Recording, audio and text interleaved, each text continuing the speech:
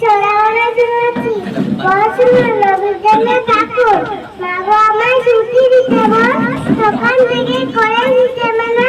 এখন আমি তোমার ঘরে হয়েছে করবো শুরু পড়া কেনা তুমি বলছো দুপুর আকাশ হবে নয় যেন সত্যি মশাই একদিন রাত্রি দুপুর বেরোলে বিকেলবেলা মনে করতে নাই গো আমি তো ভাবতে পারি বলে ছুটি চুপে পেটের মাথার করে বাপকি বুড়ি চুপড়ি বুড়ি নিয়ে সাক্ষীতে পুকুর ধারে এসে আদারানো মাথা কাছে না পানি হয় পুরো দেখি যান থেকে সবাই নদীরে মাথা থেকে এলো যাচ্ছি তো মনে করো না উঠে যাচ্ছি তারা মনে করো না মন্দির মতন লাগবে না দুপুর জয়ী